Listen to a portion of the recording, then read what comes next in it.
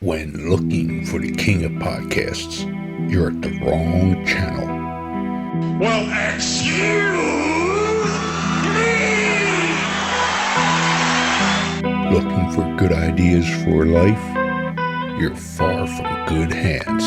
Hey, bud, what's your problem? If you think the listener is always right, you're far from the right place. Out of order! Even in the future, nothing works! Hosted by a Northeasterner by birth, but a rebel by choice. Are you threatening me? If you want a host that floats between love and madness, and we know the night is always gonna be here anyway. Thinking of you's working up my appetite, looking forward to a little afternoon delight. then play on and listen to Crazy Train Radio. All right, guys, listen to this blues riff and B. Watch me for the changes and try and keep up, okay?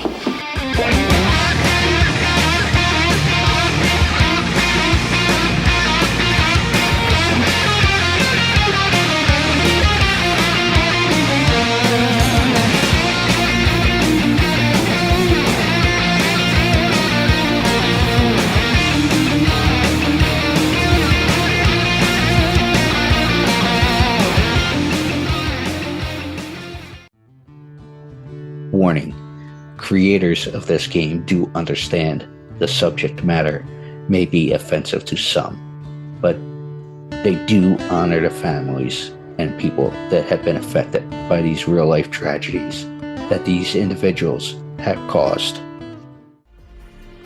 Want to play a game? Oh, yeah! Lover of true crime? Yes, yes, yes. Well, we got an interesting game for you to check out. Wow. With the mashup of influences such as horror movies, collecting cards, and RPGs. What? Led to giving birth to an incredible creation of this game, Killers, the card game. You are all my children now. This game is a collectible trading card game featuring some of the most infamous killers, with tidbits of trivia on the back of each card to help you learn some insight to each criminal. Who the hell are you? Let's not forget, during the game, cops will be chasing you and these criminals. I'm a cop, you idiot! However, check out their website listed through all social media today, which can be found under Killers, the card game. Am I on the internet? I want to play a game.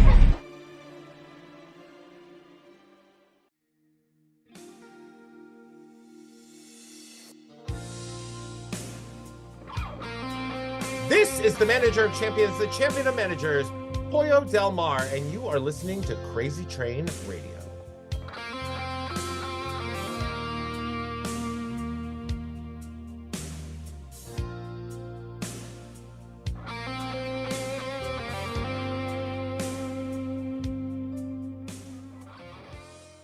Hey folks, it's your least favorite host in the podcast world, Croc, Jonathan Steele. And boy, do we have a good one for you today.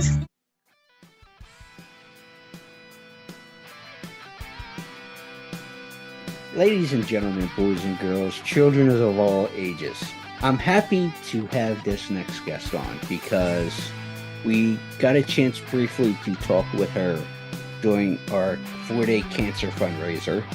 But the first main thing I want to plug is she is going to be a part of the next upcoming Crockett Cup, June 3rd and 4th, which will be taking place in Winston-Salem, North Carolina, which will also be live on FITE TV. But also with that, there's going to be a fan fest each day, so you can meet the talent, the legends they're bringing in, the whole field. I will have links to the NWA and NWA Tix to get that stuff. But our next guest is the manager of champions, Pollo Del Mar. How are you? Thank you for taking the time, and you look fabulous today. Well, thank you. It's it's not like I can just easily get up and throw on a little chapstick and mascara to do these things.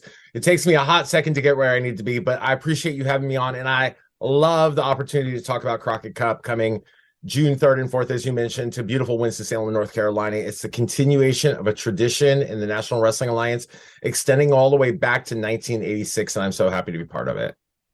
And, I was doing research because with the interviews, there's more freedom, more time to talk wrestling and just everything else. But before we get into all the fun stuff and everything I got note-wise, there was a fan that wanted to come on and ask a question because I said I was going to be talking to you again in an interview setting and such, and they appreciate your work.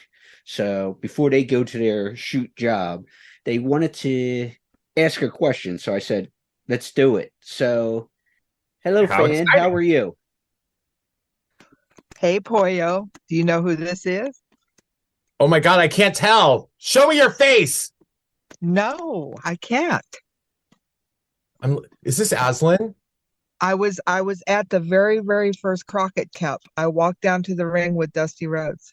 Baby doll. Oh my God, Nicola! I'm like, who is this? We have a winner. Yes, we wanted to surprise you. I thought because of how much of a fan of Baby Doll and friendship and everything, I asked Baby Doll to pop on for a minute or two to talk to you and such. Nicola knows that. Baby Doll knows this, but and I say it all the time, and it's very interesting to me. I'll say at this juncture in my life, I have been brought into situations where the people whose work inspired me and made me fall in love with pro wrestling, many of those people are now in my circle of orbit, and it's not just enough to say that Baby Doll is such an inspiration, but Baby Doll is now my friend. I message her. I'm like, what's up, Mom? What's going on? And right. Her daughter is a rising star in the NWA, and Baby Doll can't be there all the time with her. And so I'm always like, don't you worry. I've got Samantha under my wing, So right. What a beautiful thing. Helped her with her makeup and her hair and everything. I am so in gratitude for you. Thank you so much. I get to see you this weekend. Yay! That part is so exciting to me because Baby Doll, for you, it's got to be crazy exciting too, because we're going to have Tully there. We're going to have Ronnie and Jimmy Garvin there. We're going to have all of these people who from those first few years of the Crockett Cup were such integral parts of what we were doing back then. And we get to have you return. I would love to see at some point you and Tully reunited, just like you did for his last match. Oh, wow. Yeah, that would be great. That would be good. Well, we'll just have to see, and I still, I get to see Tully a couple of times a year. So it's going to be so exciting because I get to see all the new NWA stars. And then I get to be with all the legends, with the guys that I worked with 30 and 40 years ago. So it's just such a full circle of memories. It's going to be awesome. It is mind-blowing too. This is for the listeners, for the hosts, but also for you, Baby Doll. How for me it was those mid 80s, early to mid 80s that were so influential and kind of inspiring me in my love. And I recently, I hope the listeners, I hope that all of y'all have had an opportunity to see NWA just released an NWA magazine online. And in it, we had an interview with Loverboy Dennis Condrey, iconic, legendary member of the Midnight Express, former NWA World Tag Team Champion, AWA World Tag Team Champion. And he sent me this message by text message on Saturday and said, I just want to thank you for helping keep my memory alive for the fans. And isn't that awesome? That's so cool. It's the part that blew me away, though, is that people like perhaps you or Dennis or anybody else who was so the names that made that generation iconic think that people today might not remember your contributions. That to me is so heartbreaking. Well, we were it wasn't like we were WWE where we were nationwide and the whole, when wrestling really broke out in the 80s, it was kind of like WWE kind of took their brand and just took it over the top while Crockett stayed kind of localized. And I think that if Crockett had just merchandised their guys a little bit differently, it would have been so different. But we just didn't get merchandised, and people didn't know us as well as the WWE. Now, with Peacock and WWE Network and things like that, people can look back with like YouTube tapes and stuff like that and become familiar with us. But we just didn't have the audience back then that like what WWE did. And it's a shame, but now it's kind of cool because I have so many people now say that, oh, I've just started watching YouTube and mid 80s wrestling and NWA, and it's so different and it's so good, so it's like you're getting rediscovered all over again. It is. And then look at like all the appearances that I'm able to make and go out and see everybody. And, people are coming up, like with their kids and their grandkids and going, and their kids are recognizing me like, oh, that's Baby Doll. She was with Ric Flair. And, oh, she put the foot on the rope. And for like a 12-year-old little boy to come up and say that to me, like, you put Flair's foot on the rope. That wasn't fair. That's great. It's just, yes, I did. I feel like I owe so much of what I want to do in this generation. I've had this conversation with Miss Baby Doll. I didn't expect my world to evolve quite this way. I didn't expect this to be the character that made it into the world of professional wrestling. But in a way, I'm so glad that it did, because there are people that I constantly now have the opportunity to mention in my interviews, in my conversations about pro wrestling, the Baby Dolls, the Dark Journeys, Missy Hyatt's, Nancy Benoit's, these legends, the Precious's, Sunshines, all of these incredible women who did not go to WWF at that time, but Right. They were the people that made me so passionate and so in love with the world of professional wrestling, the territory wrestling that I grew up on, especially. Right. And look at how, I was telling Mike and CJ that I think I did my first podcast with you, 4 or 5 years ago? At least. And then look at how far you've gone. It's just amazing, just what you've been able to do. Well, Baby Doll, this Saturday in Winston-Salem, North Carolina at the Crockett Cup, it's my opportunity in some small way to replicate the very thing that you did when you were out there at the very first Crockett Cup in that main event match, ringside for the big title shot. Now we're fighting for the national title. It's a little different than the world title, but oh my gosh, because I've told you how important all this stuff is to me. You can't imagine, for people who don't know that firsthand, what this means to me to get to replicate and you're working with Thrillbilly, and Thrillbilly is amazing. You've got someone that is just gold to work with, absolute gold. We work so well together. Like I relate it to you. You have worked with so many different people throughout your career, and some of them you have instant chemistry with, and that's obvious on screen. Others, maybe not as much, but this was a situation where it was instant chemistry, and we knew that there were good things ahead for us. Good deal. And it makes it so much easier when you've got that chemistry and can work, rather than constantly like doubting yourself of whether I should do this or should I not do this, or, oh, my timing's off or whatever. It just worked. It has been, to me, one of the best experiences of my life and my wrestling career put together, because with the two of us, for anybody who's not familiar with what we do, that sort of like that valet, that pseudo manager type of role, our job is to enhance. It is not to distract from or take away from. And there are people, if they don't have enough on their own to be able to like keep that spotlight, just our presence alone can be overwhelming to what they are. With Silas, I actually have to like work extra hard just to pull the attention from him for any second, because he's so captivating. Right. Yeah, it's like working with Rock and Roll Express, and you get a workout too. It's like, oh my gosh, like 15, 20 minutes of working. It's like, oh, it's like going to an hour at the gym. It's like, because I do the same thing when I get to work with Ricky and Robert. So I'm so happy for you. I really am, because I know from when we talked, years and years and years ago, your goals and ambitions and your passion for pro wrestling, and then now to be like a feature entertainer for NWA and a star and making so many appearances for him. I know this has just got to be like the cherry on top for you. It is the dream come true. And people who have known me for a while or known of me for a while, people like yourself who I connected with because I was passionate and in love with the work that you had done, heard perhaps 5 years ago, or some people longer, that this company, the National Wrestling Alliance, is what inspired my love of wrestling.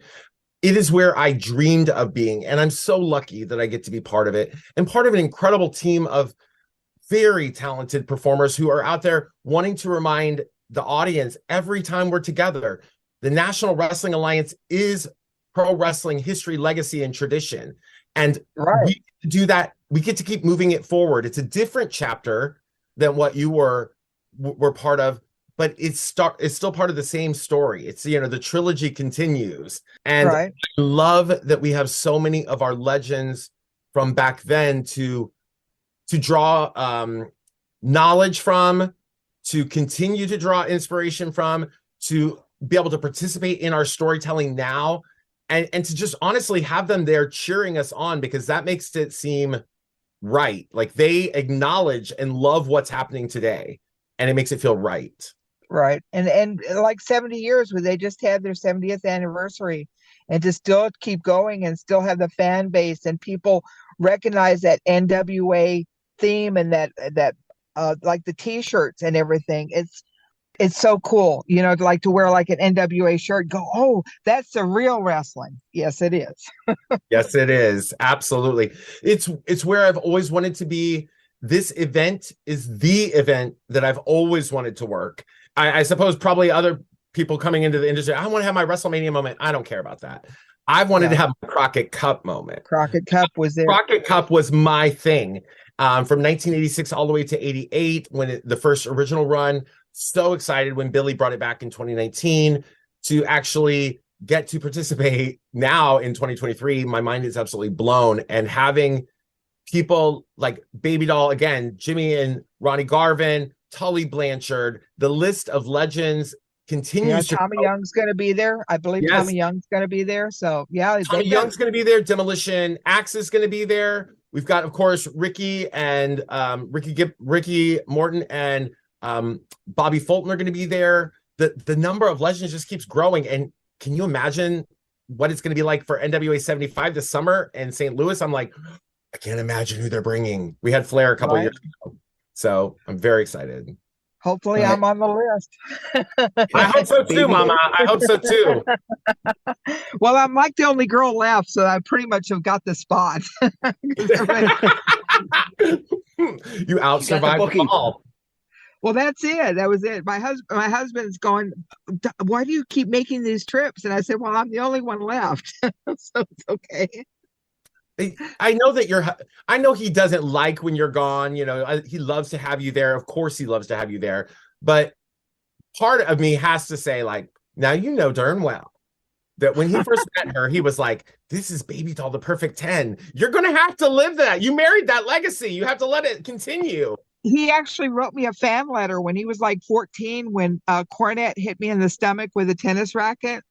He said that just let him know that he would take care of me, that he's not that type of guy, that he would never hit me, and that he'd make sure that I was always taken care of. So as a 14-year-old, he wrote that letter. And then I guess it was like 2009, maybe, I did a show for AWE in Virginia, and he saw me, and then we just started talking. So it's just been inevitable we would end up together. And I know he kind of that story. Oh, that is so cute. Love that. He actually saw me he was married at the time, and we had done a show in Virginia, and he saw me like checking in at the hotel, and Samantha was with me, and he said that he saw me. He said it felt like a bolt of electricity hit him. And the guy that he was with says, I'm going to marry that woman one day. He says, I don't care what I have to do. I'm going to end up marrying her. So we just started talking at the show because he was married and he promoted shows and things like that. So we just started talking as like a performer and a promoter, and we were texting back and forth. and found out that his marriage wasn't like idyllic, and he was very unhappy. And I pretty much said, how long are you going to be unhappy? I said, your kids are growing, your wife doesn't respect you, and you've got like the rest of your life left. You've got like half your life left to go. How long are you going to be upset? So he ended up divorcing her, had gotten another girlfriend. Then he bought a Harley, and we were like messaging back and forth. And he says, well, you weren't interested, so I had to I did this. And I said, how do you know I wasn't interested? And he says, well, you told me to dream on, big guy. And I was just like, you just got divorced. I'm not going to just be the next girl. I'm going to kind of see, what you're going to do when you've got a little freedom. Oh, you mean I've got a chance? And I was like, it's like, you've always had a chance. It's just the timing had to be right. I said, I didn't want to wake up one morning and all the windows be broken out of my house because a disgruntled ex-wife.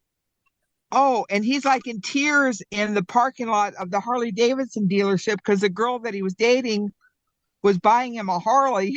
And so a year later, it all worked out. I moved in with him. And like 2016, we got married, and now we've got an 8-year-old. So it's kind of cool how everything turned out. Oh my goodness. Yeah, he was like, I wish that we could have had kids together. I wish we were young enough that, that we had met each other sooner. And then about 6 months later, we ended up taking custody of his grandson, who was 4 at the time. And so I was just like, see, be careful what you wish for. We now have a child. That is beautiful. I didn't even know all this, Mama. I didn't. Oh, yeah. How are you holding up with Samantha being not close to you anymore? I know it's been a little rough. There's been like, I'll be doing dishes and you're gonna make me cry. But I'll be doing dishes and I'm just going, I miss her so much. And just start crying, but I get to see her this weekend. So it'll be good. And then I've been making her gear. I made her gear for the black outfit with the gold stars. I did that outfit for her. So now we've got that connection where I'm making her gear. So it's all good. Can I just add something really quick, Pollo and Nicola? On Billy's TV, NWA TV has all kinds of platforms like YouTube, etc., weekly TV. Do they acknowledge that Samantha is the only third-generation female lineage on the planet? Not even WWE has female grandmother, mother, which is Nicola, and now Samantha. I believe they have, but I think that Billy's wanting to push Samantha more on her own without having the lineage brought up so much. It's just going to be her. Why not make her the star? Which is perfectly okay with me. We don't do the backstory later, but it is important. Let Samantha's star shine right now, because she's the one that's taking the bunch. She's the one that's in the ring all the time, and that maybe bring this up later type thing. But I think they're wanting to bring out Samantha on her own. I have gotten, we certainly acknowledged, I don't know about on like the whole planet acknowledgement, but we've certainly acknowledged Samantha's long and illustrious lineage in this industry. But okay. As a person who knows Samantha, who's, I've had this conversation kind of like on the DL with Nicola too, with Baby Doll, is that I think that this is the biggest opportunity of Samantha's career that she's facing right now. Being part of the NWA, knowing and having been told that NWA wants to invest in her, wants to see her grow and improve. And there is something, I think, on the backside for any multiple generation talent where it becomes so much pressure, because not only do you have to have the pressure to live up to whatever your boss's expectation. Billy has high expectations for us, he's right putting us on these shows, but then she has to deal with whatever the perceived pressure of audiences is. And most of all, the perceived pressure in her own head of what it means to be Baby Doll and Sam Houston's daughter, to be the granddaughter of, famous wrestling personalities. And that's a lot of pressure for one young woman to carry. So I'm all for letting her come into her own, develop, and let us see her grow. And then when it comes time to like maybe move it up to that next notch where it's like, you're in the title hunt now, like, you know, this is the time. And that's when she gets to say, look, I come from this incredible heritage of people. Right. And I'm going to earn my spot next to all of them as among the greats. Right. Because it really doesn't matter who your grandmother or your granddad or if Jake the Snake is your uncle. She's the one that's taking the bump. She's the one that's getting herself over. She can't look at someone and go, oh, Jake's my uncle. Yeah, so, you know, well, what can you do? And she knows that. She's well aware of that. I have so many ideas, especially for some reason with Samantha. I think because of the fact that of my adoration for her mom, you know, and her too. Like it was a blessing. Samantha is a true blessing because I love and adore all the things her mom has done. And then Samantha and I immediately clicked. And when we're on tour together, it's very easy, very comfortable to be around each other. I love that. And I have all these great ideas of things like I'm going to like start sliding in little bits and pieces here, like my ideas for what Samantha started. Well, and see, her middle name is Joy. And because whenever I was pregnant with her, she would make like little circles with her feet when she was in my stomach, you know, and it was like she was singing and this little foot would just be like going around a circle and I could see it and feel it. And I was just like, you are such a joy. You're going to make so many people happy. So her middle name is Joy because she's just so special. She really is. I love her. She's fantastic. I got to dip out of here. My family is expecting me to go cook hamburgers and hot dogs, and I'm in the parking lot of a Walmart. Well, wait a minute, Nicola. I wanted to ask Pollo. It looks like wearing Julie Newmar long gloves, and you wore those as baby doll in the 80s. And I don't know if you got that look from Julie Newmar, who wore them on My Living Doll, a TV show before the Catwoman on the Batman 66 show. But Pollo's like third generation of that particular look. Well, I wore gloves because the mat covers were so dirty that my hands would get filthy, and I would wear gloves. Plus, then I had the artificial nails, the acrylic nails, one time, and they were so pretty, and I loved them so much. And I went to Tully was wrestling Buzz Tyler in Spartanburg. And I went to go jump up in the ring and grab the second rope, and Buzz hit the ropes on the other side. Well, it popped the ropes back, and 3 of my nails just didn't pop off. They were like still attached, but they were ripped all the way back to the quick. And I swore never again would I do the acrylic nails. So I wore gloves a lot because it would cover up my hands, and then my hands wouldn't get so dirty. So mine was more of a practical rather than, plus it was like Madonna was so big during the time too, so I did the gloves and the lace little gauntlets and stuff. I wear them because for so many of the things, first of all, like you know, if I looked like this all the time, I'd probably have amazing nails or something. I don't you know, like I don't want to look like this all the time, and I hate I have this weird thing where if you use, even for like one night, you glue on extra nails or something, that glue stays on. And then I have a weird thing with not wanting to feel things stuck to my body. So I'll spend like days chewing at my fingers to get the glue off. This looks gorgeous. I can make them to match every outfit, and they're go in a bag. I don't have to think about it. And inevitably, ask any woman. Any woman will tell you, you can put on a beautiful set of nails, and within like an hour, one of them is broken. And then you spend the rest of your life going, I know my nails look pretty, but what about this one? What about this one? You exactly. know? And then you can't stop not picking at it. It's always like it's driving you nuts because you're picking at it. And then if you've got that adhesive on you, then that adhesive gets dirty. So then you look like your hands are always dirty. So no, not. Oh, and baby, one more thing. I was telling you, I was reading off. I didn't even know this when I finally met him after hearing him on Busted Open and hearing all the great things he'd done in my native Bay Area. But Pollo's performers telling you, Katy Perry, Iggy Azalea, Lady Gaga, Wendy Williams, Ross Matthews, obviously now with the Drew Barrymore show, Britney Spears, and Cyndi Lauper, but seems to have more energy for pro wrestling or more passion, at least hearing him now. 100 times over. Wow. Isn't that great? Isn't that great? Well, listen, I really Baby do have doll, to go. thank you. You go feed the I've gotta- family. I'll see you next Friday, maybe. I'm gonna drive down Friday because I think that's when Samantha and Dustin are gonna fly in, and I'll message you, and because I haven't gotten any travel information from Jennifer yet, so It's just hopefully we'll coming. I find just out got when mine they come. yesterday, so you're good. Okay, yeah, I got the urgent email from Kyle, like I need to know if everybody's gonna be there, and I messaged him back and then didn't hear anything, so it's just like, okay, I'm just waiting. Just let me know where you That's want pro me and what wrestling. time. That's pro wrestling. Baby doll, thank you for popping Hey, on Nicola. with us. Oh, you're welcome. I love y'all so much, and Pollo, I'll see you this weekend. I can't wait. Okay, bye-bye, y'all.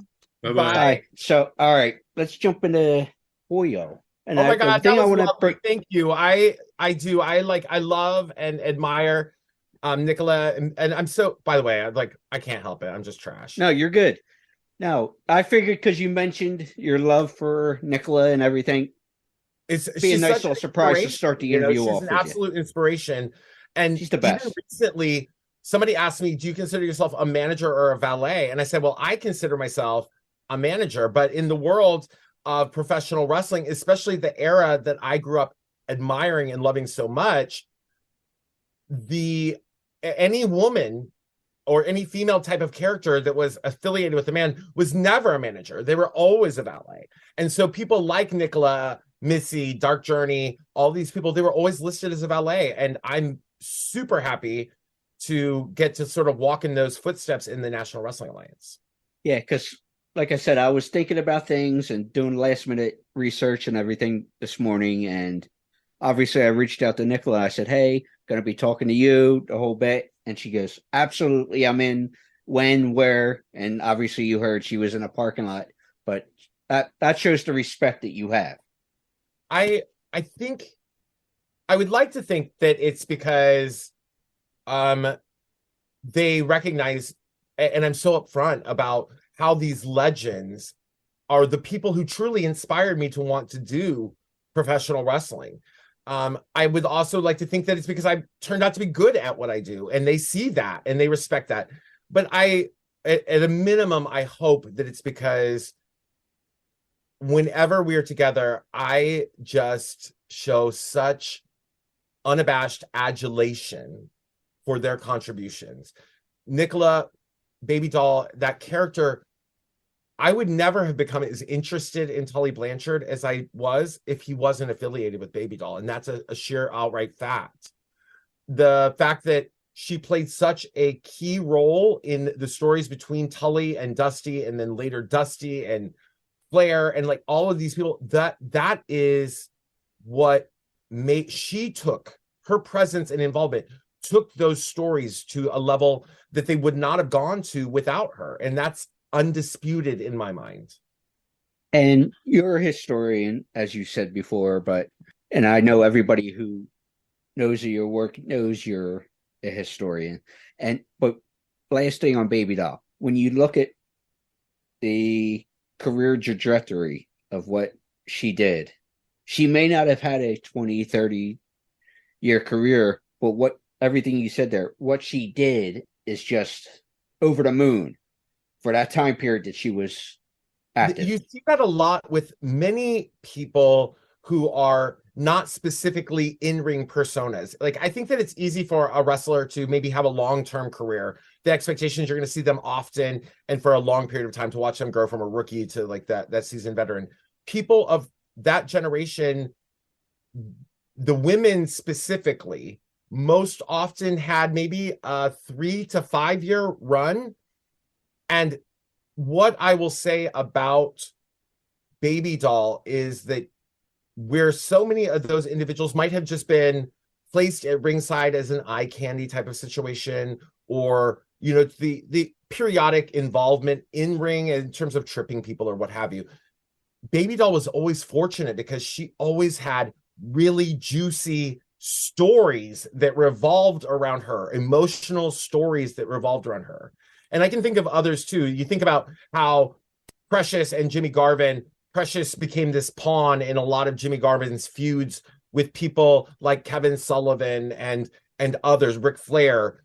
Those are things that are memorable, and they may not have been around for 30 years, but they packed so many memories in a short period of time that their legend is cemented. Well, the other thing I want to bring up with the Crockett Cup before we get into everything else, and as you heard, I want to mention Dr. Mike Lano is with us, the legendary photographer. But as far as the Crockett Cup, night one, and you already hinted at this a little bit, you guys, you and Thrillbilly are going against EC3 for the National Heavyweight Championship. So what are you looking forward to? And obviously we know you're looking to grab the belt this weekend. So that's a multi-layered question, really. What am I looking forward to? And I'm going to answer, I think for people who are not in the wrestling industry, as like, you know, it's not your business, like your actual business. I know for a fact, I only saw it in a certain way beforehand.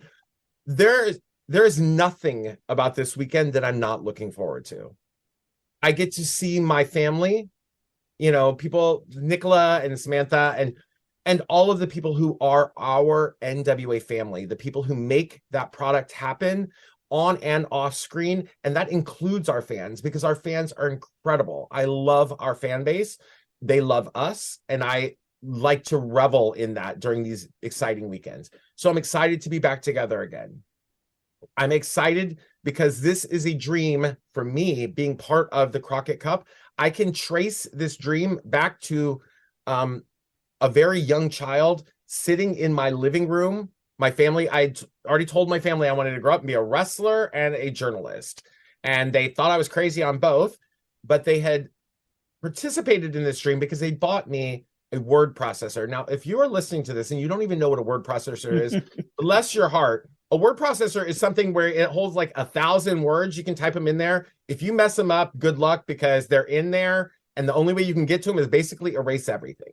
And then I would sit at this word processor and I would write out little stories, pretending that I was a journalist for Pro Wrestling Illustrated covering the Crockett Cup.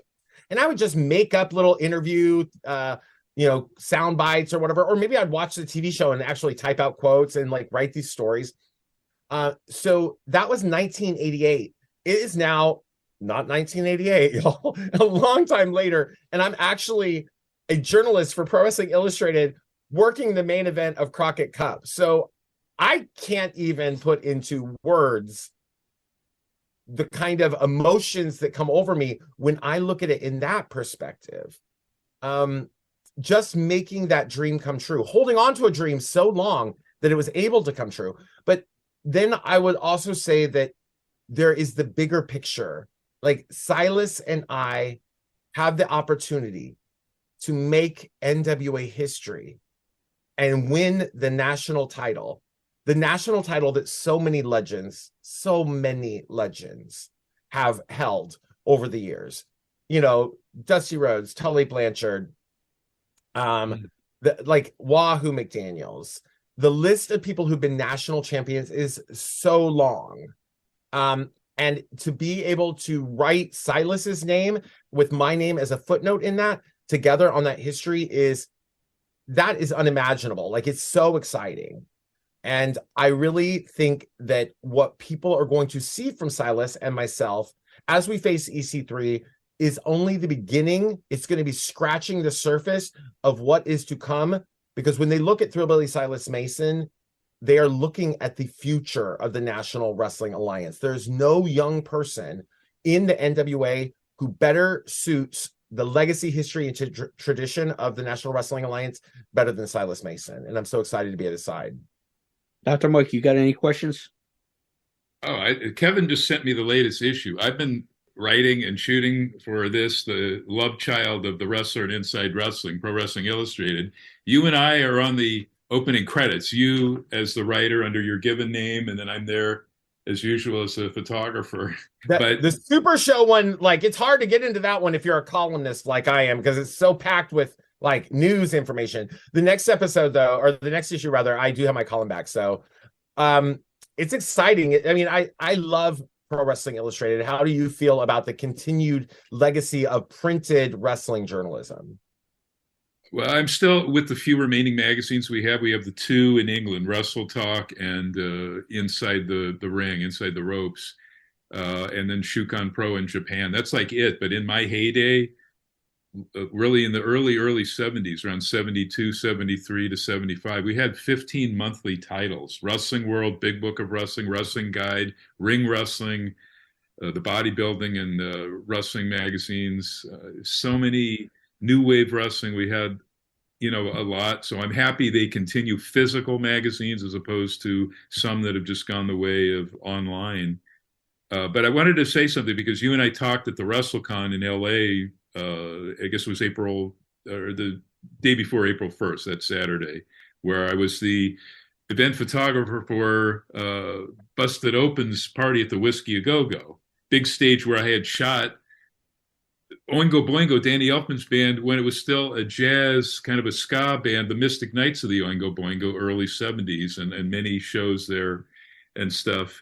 And I think I told you, I lived, and I missed the Bay Area terribly. 40 years in the Bay Area after growing up in Los Angeles. I was a brat, with a lot of Hollywood kids, but my godfather was Richard Dawson, the actual actor, stand-up comic, and then the Hogan's Heroes and Family Feud and all that stuff. And he, as a surprise, he took us to the opening event at the Roxy Theater on Sunset Boulevard. Now, the opening event for that place when they just built it, and then the other place, the Rainbow Room, was sort of off to the side or behind it. It was like a related property, was straight in from London, the U.S. debut of the Rocky Horror Picture Show with the original London cast of Tim Curry, Meatloaf, Little Nell, and instead of the British guy in the movie, it was the guy from the Mary Hartman show, the wife of the sort of, she was almost like a drag Dolly Parton, and it was her bald husband with the mustache. He was the narrator guy doing the, all of the dancing and all the stuff, and then going in drag at the very end. But, and then my years in San Francisco. So I just had read something about Heklina passing away in San Francisco. Is that true? She did. She actually passed away in London, but yes. But I saw that because I still get the San Francisco Examiner. I had a wrestling and arts column for 8 years when it was still an afternoon for pay paper. And then when the Fang family bought it around 2000, and then it became the tabloid free weekly and all the boxes. So I was aware of all that. And big fan growing up in LA, though, of John Waters' work, who I did a dental emergency on when he gave a lecture at the Castro and he broke a tooth there and I photographed like everybody that had ever worked for him. Like Divine would come in for something known as the Beaux-Arts Ball. It was a Halloween costume trans thing. And you just learn like everybody's everybody. And we don't have that in wrestling. I mean, when early on in my career shooting and writing for all the magazines, I still saw Jim Crow shit as late as 1974 in Kansas City and Amarillo when Earl Maynard, Mr. Universe, African-American guy with a natural Billy Graham type body, Billy Graham, who we just lost, who was sort of trans in his own way, wearing feathers and he brought the showman. That's what he was. He was a showman. He really was. I'm trying my best to get to his funeral this Thursday in Phoenix, but you just like are very accepting, and wrestling is making baby steps. I think Tony Khan with Nyla Rose. Now that's obviously different. People sometimes mistake trans for transsexual, which is completely different things. Dressing as the opposite so-called sex, although now we have so many identifiers. What can you call that? But this white boy mentality in wrestling, I mean, we're making baby steps, but I was going to ask you, how can we get to a further place where there's more acceptance when the whole nation, like Bill Maher calls it, we don't call it the United States of America, it's the States of America now. There is no United. I wish if I had the answer for how we would do that, I would probably be running for politics. I would be running for office, because if I had an easy and accessible answer, and more so, if I had an easy, accessible answer and the ability to get other people to adopt and accept that as fact, doing pro wrestling probably would have to come second to like world peace or something. I don't have an answer for that. What I will say is that I think what moves us forward is every single person who is embracing of others and otherness, meaning people who are not like oneself, being very open about that. And I think that that's when allyship becomes important, because if you find that you're in an environment where people who are different are excluded even when they're not present, meaning like the things that are said or talked about or the way people are discussed is not acceptable, saying that, like, things like, well, that's not really cool, or like, I don't believe that, so don't push that ideology on me. I think that's important because it starts to refocus the way a culture of an environment is. But what I also know is that I'm not out there specifically as one individual changing the world, but what I can 100% attest to, because I know what it would have meant to me if I saw a person like me many years ago when I was coming up, as well as because I have undisputed fact from other people who tell me this on a regular basis, that by individuals such as myself or Effie's or other people, Dark Chic, I could go through a long list of people in my community who are very present, public, and out there in the world of professional wrestling. We are laying a foundation for other people that says you do not have to fit a norm to be part of this world. And just sometimes letting people know that you do not have to be XYZ to participate, and that you can actually be something as different as I am and be successful. And not in spite of the fact that I'm different, successful because I am different. The world of professional wrestling and all entertainment has such a storied history of wanting to replicate the successes of what they've seen in the past. So we can go from pop music to, films to whatever. We know that this formula works. We want a new version that works in this generation, so we're going to recreate it and whatever. So that is an easy way to do it, becoming a cookie cutter of somebody else. The way that where you have to really gamble on yourself is what I did and what others that I surround myself with do. And that's betting on myself. Like, you know what? If there is a world where different is good and stands out in the right way, it can be pro wrestling. And I'm as different as it gets right now, so I'm really quite happy with that. Let me say something too, and I'll throw back to Jonathan. I know I hog the mic time here, but no, not you. Definitely me. We lost Tina Turner, who was very, to me, pro wrestling-esque in a lot of the things that she did. Look at all the people who drew inspiration from Mad Max. And Superstar Graham bringing that color well beyond tie-dye. I mean, he was, and Flair and everybody else, all influenced by him, wearing feathers and more color. So wrestling has always been, dating back to Gorgeous George, who was playing that role, late 30s, 40s as start until, he retired in 62, has always had that. So I think your presence and contributions to the biz and love of the biz and love of the history, kind of, people will see that, and I hope they'll be more accepting. And we want more of this. We want more color and over the top and outrageous and fun, and throw in, as I said earlier, little Julie Newmar, who, I love Julie Newmar. And I'm going to tell you something. What you mentioned. I will say this. I don't go out into the world to create controversy. I just go into the world and I create controversy because I just present and I don't know how people around me are going to respond. But one of the things that I take a sliver of pride in is, over the many years that I've been doing this is my 7th year consistently working in pro wrestling now. So we're coming up. I mean, that's a pretty decent career. We just talked about Baby Doll only doing it for 3 to 5. So when people object to what they see, I am able to back up what I do because I am passionate and more knowledgeable than the average fan about pro wrestling.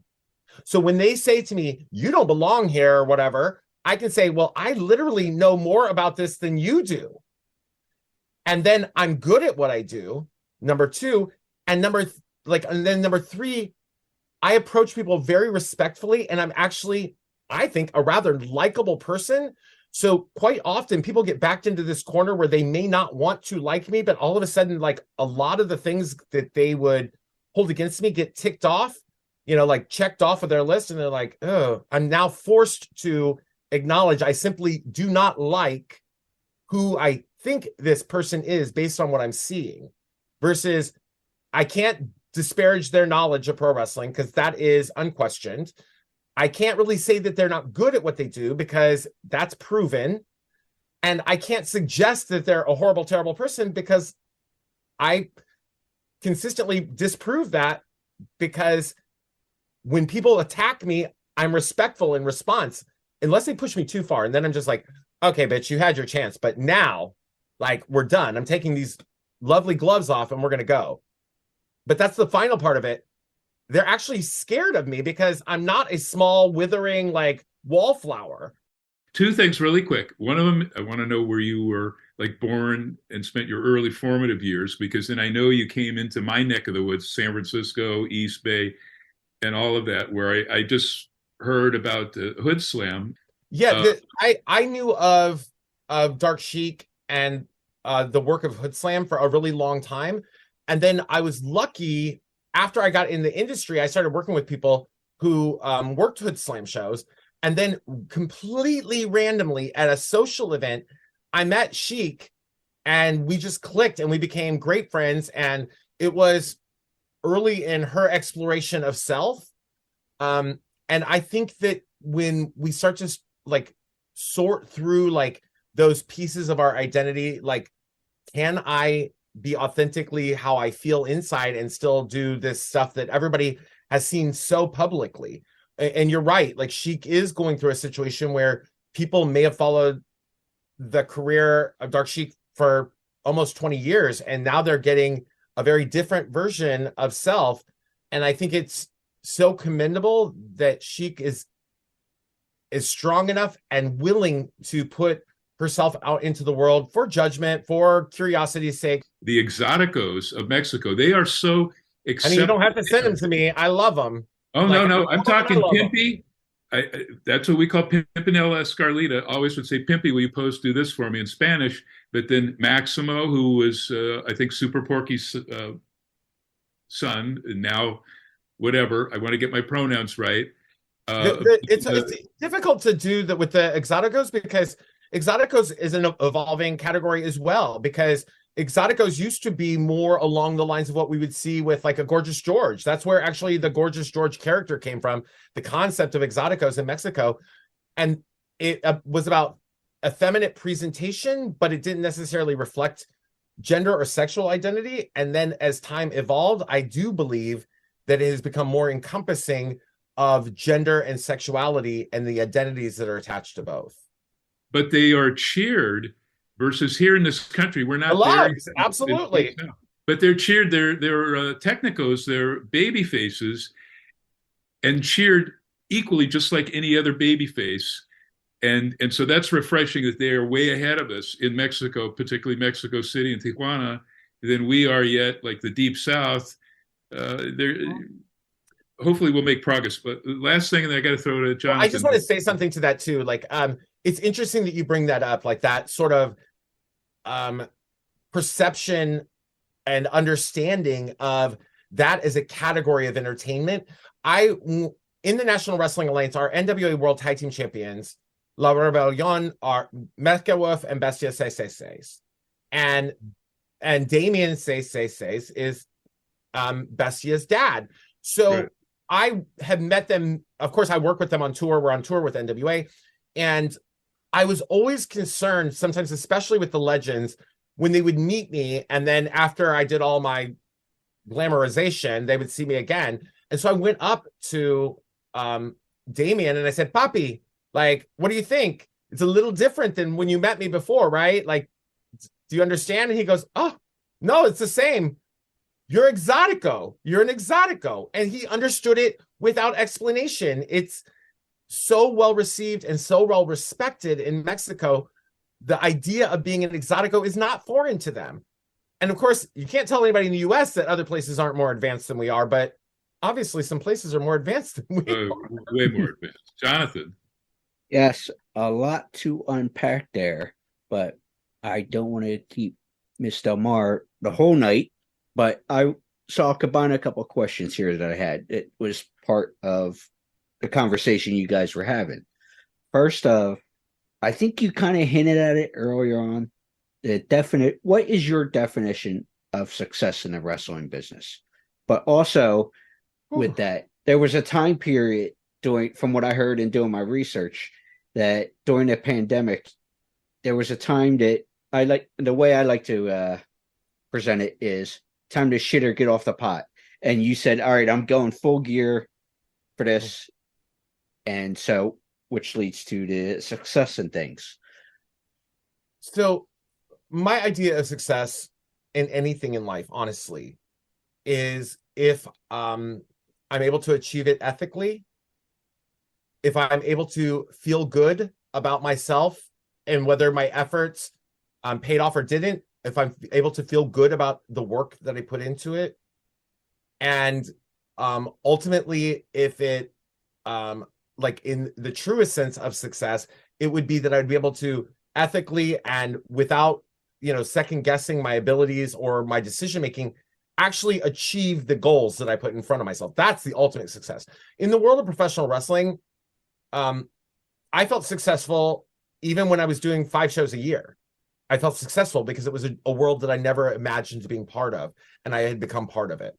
Now, for me, success in the world of professional wrestling means that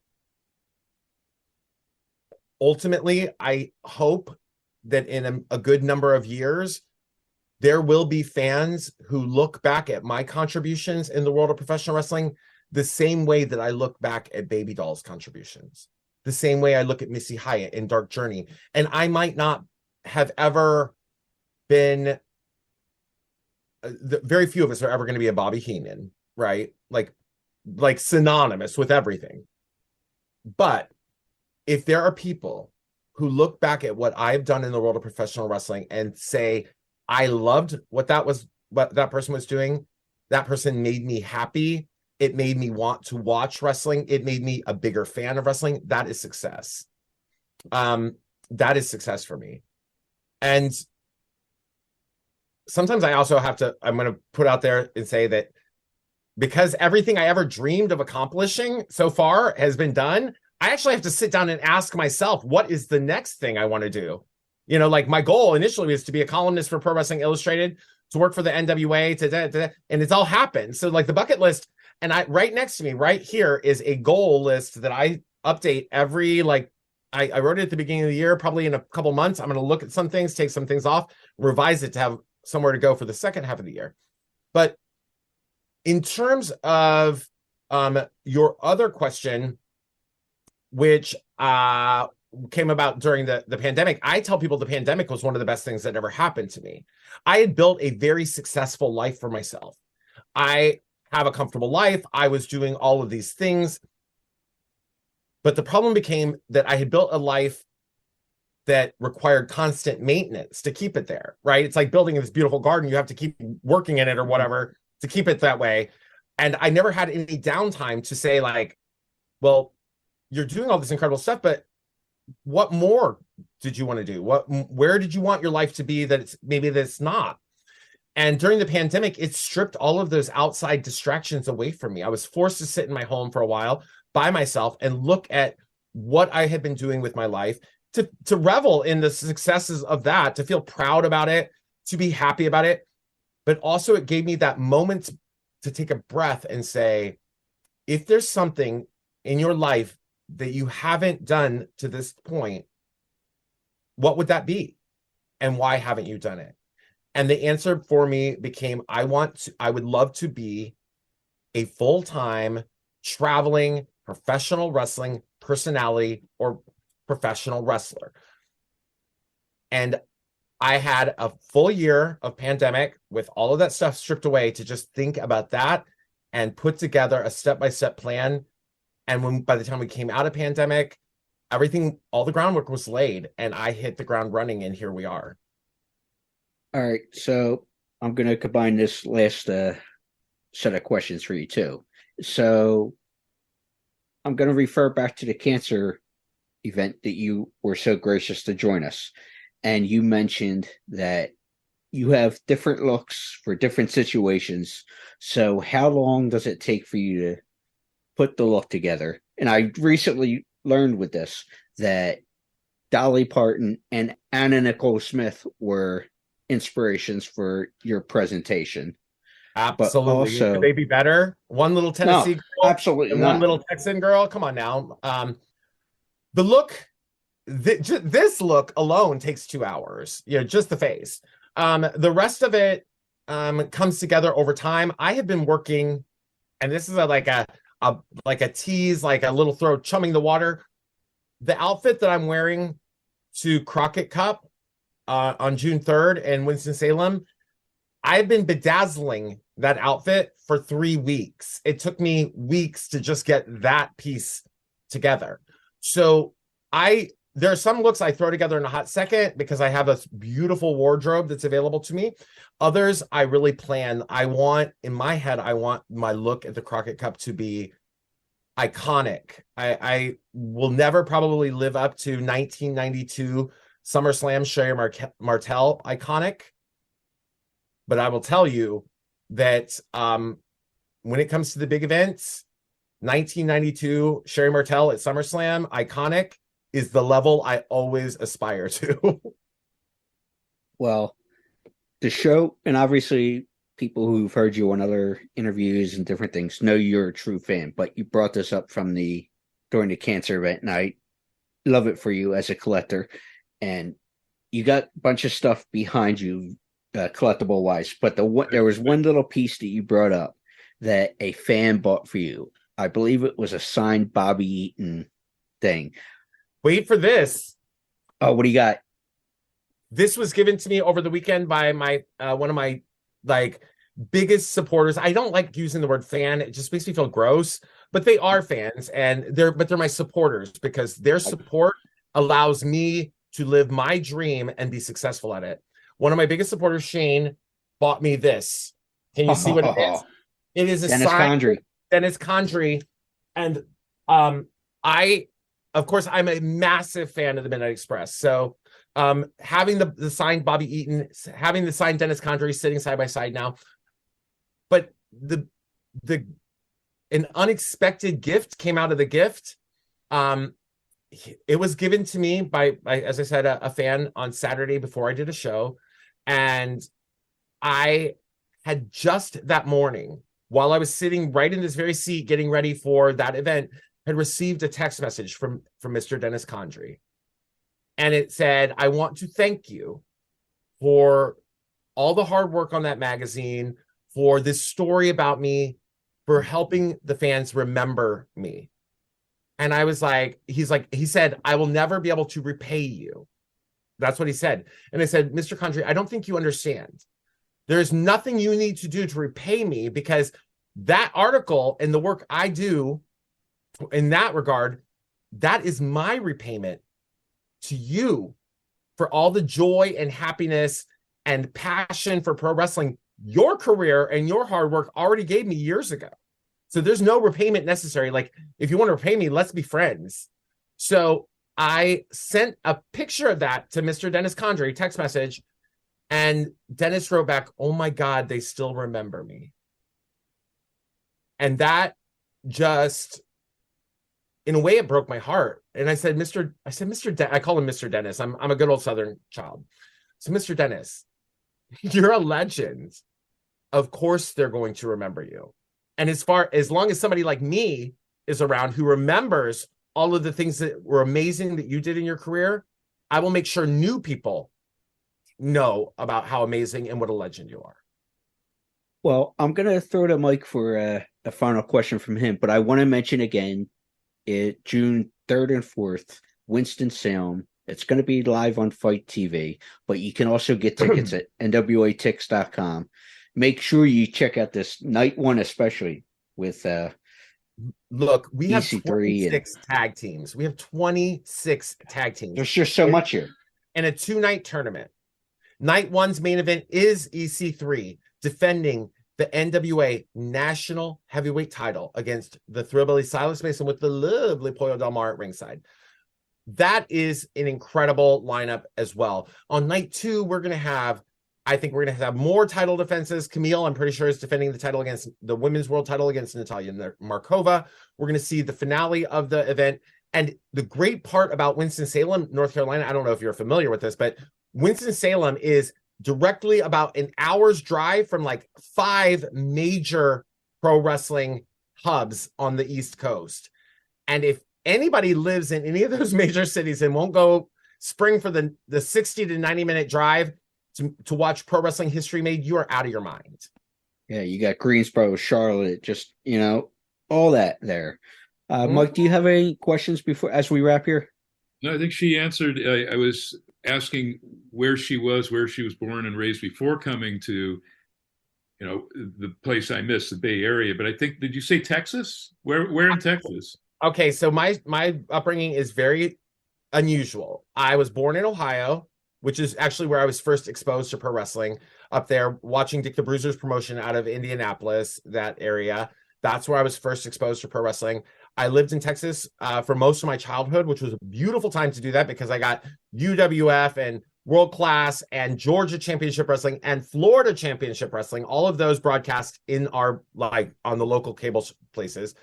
And then I moved from there to Florida, which was at the tail end of the championship wrestling from Florida era. So I got to see all of Dusty's work down there as a promoter. And then I went back to Ohio to go to college, which is where I started in pro wrestling. That's where I got my degree in broadcasting. Those are all things that allowed me to experience some of the best and most legendary elements of professional wrestling around the country firsthand. And I think that moving around, as much as I hated it as a kid, as a fan of pro wrestling, fed me something that most audience members missed out on because they were living in one place. I got to say, Ohio was a real hotbed, 40s, 50s, and 60s. I'm not that old, Jesus. No, but I know Al Half begat. Roy Shire was teaming with Ray Stevens as the Shire brothers, and Roy got the gig and took nearly all of the name talent from Ohio and formed that promotion in San Francisco in 1960. Took Ray Stevens, Kenji Shibuya, Cowboy Bob Ellis, Pepper Gomez, many, many others, Mitsu Arakawa. And also Ohio in 73, George Napolitano and I went and covered. They had a 3-ring wrestling circus, but it wasn't a circus. It was just tournaments. And they had 3 rings. It was outdoors at a stadium. This was the NWF. So this is 1973. This way before you were born. But there was a little person's, we got to change our nomenclature, then called just midget wrestling tournament with all the top midget wrestlers. That's amazing. How many people? Little Beaver, all of them, Lord Littlebrook, Cowboy Lang. There was a tag tournament, which was supposed to be in the one and only time Chief J. Strongbow and Wahoo McDaniel teamed, and then a men's singles and all this stuff. Johnny Powers, Ernie Ladd, Johnny Valentine, Waldo Von Erich, Abdullah the Butcher, all Ernie Ladd, I think I already mentioned him, against Abby. And so Ohio, tons of wrestling history. So I will leave it at that. FITE TV, June 3rd and 4th, if you're not in the Carolinas, to check out the Crockett Cup. But I got to ask, since you had a visitor too, as I was letting my cat wander around, but who's your friend there? I saw his head popping in. This is Jasper. Jasper is a favorite of all my followers on Twitch. He's actually being very docile right now. Normally he's very evil. But hello, you're surprisingly docile right now. Yeah, we're big dog nuts, Pollo. His brother's somewhere around here. They both know that when I'm all done up, it's not the time. That is not the time to come see mommy. But obviously, wanted to acknowledge, since I saw the head pop up there a little bit. Pollo, thank you so much. Thank you. Thank you, Pollo. Gracias, Vega.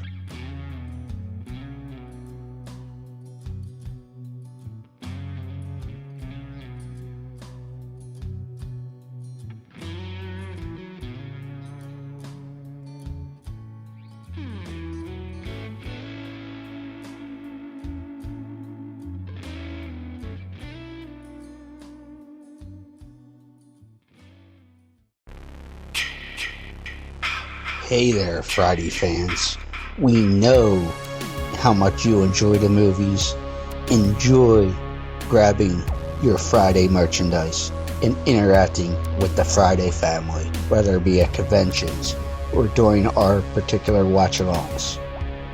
Well, when you're looking to get yourself masks, why not check out our friends over at Camp Blood Customs out of New York State and order your specific custom mask from any of the films.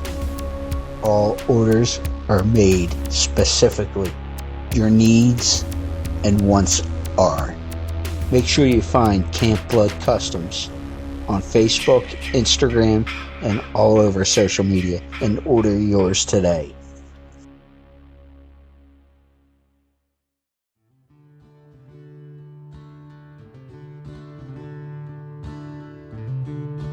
This is Trevor Murdoch, two-time NWA World Heavyweight Champion, and you're listening to Crazy Train Radio.